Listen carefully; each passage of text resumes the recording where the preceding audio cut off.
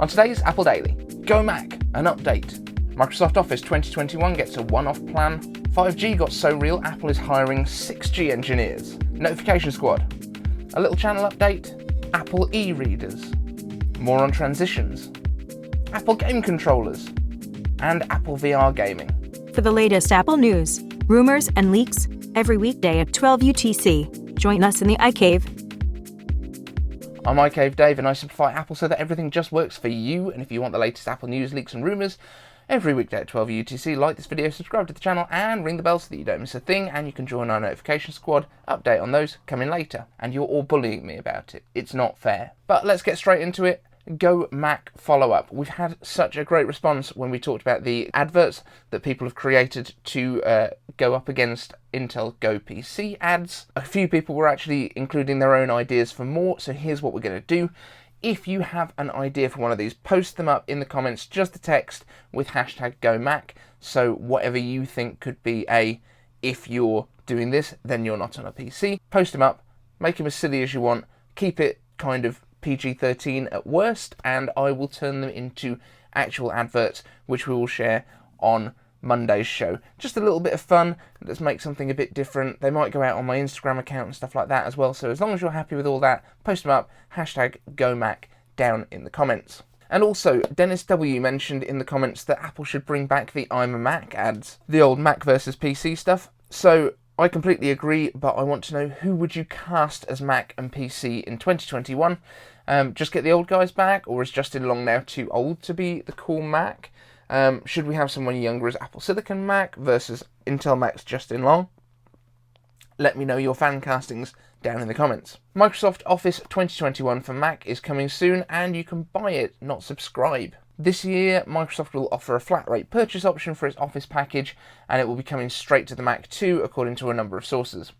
In addition to offering Microsoft 365 subscriptions, which currently cost about $7 individually or $10 for a family per month, there will actually be a purchase option with 5 years of support, though the pricing for that is yet to be seen. And because Microsoft is still focused on their subscription model, it might not be cheap. And more than talking about Microsoft here, because I don't really care about their stuff, I'm torn between what the right move is here personally, because I subscribe to Adobe's Creative Cloud for Photoshop, but I think their price for the full suite is too high, so I use Final Cut for video editing, and also I just like that more than I like Premiere.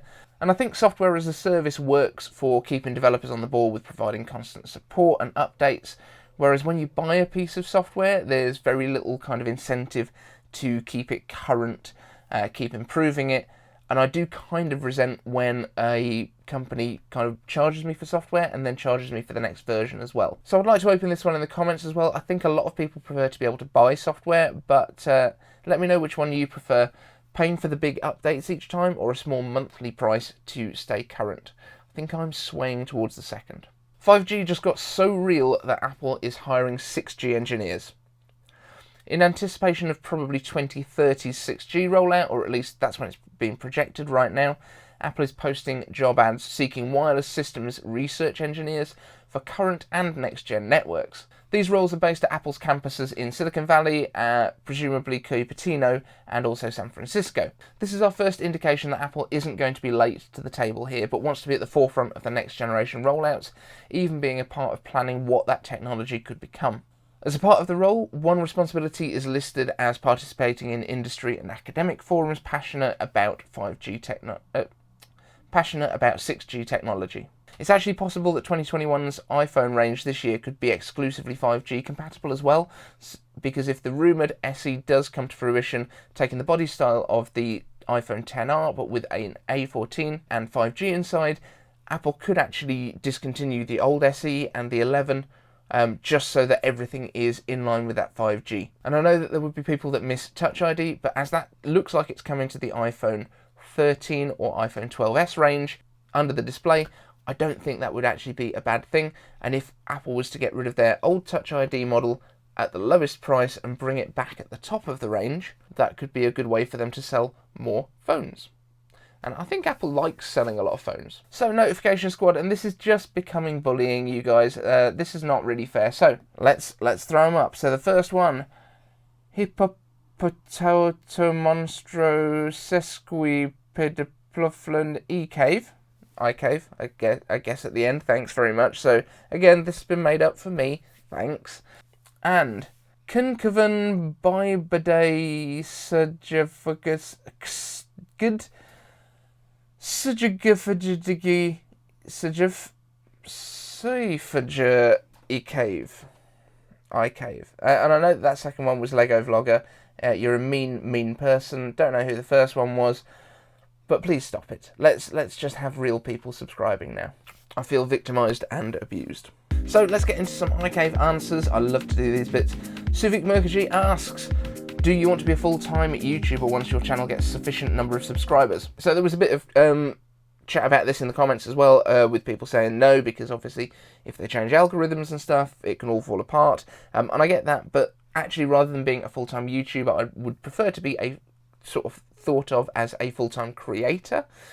So I'm not trying to go all in purely on YouTube. I'm trying to actually build across other platforms, although I don't really talk about the other platforms and I'm not doing much work there because this is the one that's the most interesting to me. I like doing video stuff, but I am trying to build out. We are going to go over to TikTok, so we're going to be doing the shorts that I've been starting to play around with here. Hopefully we'll move over to TikTok as well so we can build an audience there. The same with Instagram. These things can go into Reels if they're 30 seconds long, so I'm going to be doing some really quick stuff. The Reels stuff won't come over to YouTube, so if you're interested in seeing those, get over to my Instagram as well. All of the stuff that we do here on YouTube is also reflected, I think it's kind of mirrored basically on a service called Odyssey, which is kind of built on blockchain. So I don't want to be one of these boring people that talks about crypto all the time. Absolutely not interested in that at all. But Odyssey is kind of like an open platform that allows, pretty much it's not regulated in the same way that YouTube is. So all of my content is reflected over on there as well. And I can earn somehow on there as well, in some way. I'm not quite sure how. I don't really want to go down the Patreon or kind of channel membership routes because I don't think that's not the way that I want to fund this channel. I would love to have some more sponsors come on, so if you have a product and you would like to sponsor the videos, we are very reasonable. But yeah, although yes, the algorithm can change and it can affect your earnings and stuff on a platform like this, stuff can happen in any industry. There's nothing that you can kind of say is 100% guaranteed forever, so you just kind of roll with the punches, and if the algorithm changes, then you change the way that you do your content slightly. But I'll be honest, I don't work in a way that kind of chases the algorithm. I don't spend a huge amount of time on like SEO for my videos. What I am trying to do is break some of the videos out into smaller chunks, like we were doing with the one-shots, so that people can find me easier. If they're looking for a specific topic, they might be able to find it, whereas if it's kind of buried in a news show, it's a lot harder for people. So that's the only kind of thing that I'm doing, kind of algorithm chasing, if you like. But it also means if you want to look back on a particular topic that we talked about, it'll be easier for you guys to see it too. Hopefully that makes sense. But yes, I would love to do content creation and talking about Apple full-time, because it's what I really enjoy doing. Not practical right now, though. Daniel Corby. This question comes in from Twitter. He's at Renegade Scarkid. Asks iCaveAnswers, do you think Apple would ever make a dedicated e-reader? Amazon Kindle can go about 4 to 6 weeks between chargers, plus Bluetooth for audiobooks. Having an e-reader could save folks from killing the iPhone battery and encourage more people to use subscriptions. Now that's a really interesting question actually, and there's one thing in there that you mentioned that I think is actually more interesting than the main question, which hopefully isn't kind of offending you, but Apple creating a pure e-reader, can't imagine that they would do that. The iPad is a really good platform for it, and the Kindle devices where you've got the Kindle, like the e-ink style e-readers, I don't think they're a great experience. They're fine, but they're not as nice as using an iPad where you can swipe between pages and you can highlight and you can do all of the kind of more markup stuff with it, if that's what you want to do. And the battery life on it being at least a day is surely enough for the vast majority of people, because most people can charge at night. It's not an issue. In terms of encouraging more people to use subscriptions, yes, I agree. I think there might be an Apple Book subscription at some point where you can basically, along the lines of Apple News, where you get access to a library, just like Apple Music, you get a library of books that you can access for a monthly fee. And the same with audiobooks. Like, I would 100% subscribe to an audiobook version of Apple Music. James Apple writes, if we're able to examine history with big transitions from Apple, the previous PowerPC to Intel, they had PowerPC for 1 extra year of software macOS Snow Leopard support, before they would cut off the umbilical cord supporting all PowerPC and Intel Macs. So this would be the likely scenario for the current transition, and given the fact that Intel is putting Apple's name through the mud, even though they were the main reason why they throttled in the first place, and the fans were sounding like a jet engine taking off. I mean, for God's sake, they have a KFC oven that can fry your chicken. #GoMac. Thoughts? So yeah, I agree that Intel is not being particularly nice to Apple at the moment, as we've said with these adverts and stuff. However, that's not the fault of people that have already bought an Intel Mac. So I don't think Apple is going to cut them off to spite Intel, because Intel's already got their money from these people. So that's not the way that they're going to do things, I think. I do think it's hilarious that Intel are really kind of like having a problem with Apple, like moving away to better chips. It's really Intel's own fault for not making good processors. So there's that. But I don't see that Apple is going to cut people off after a year. Like, that seems way too quick.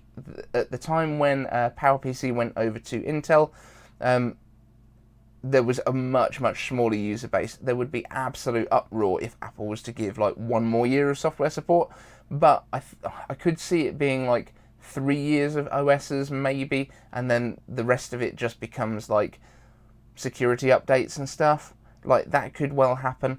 But again, anything less than like 4 or 5 years is going to cause some real like anger in the people that have bought Intel Macs, because it's just like, it's not their fault that Apple is moving over to a new architecture. But we'll see. We'll absolutely see. Like, it could be a year of new features, and then you kind of get what you've already bought.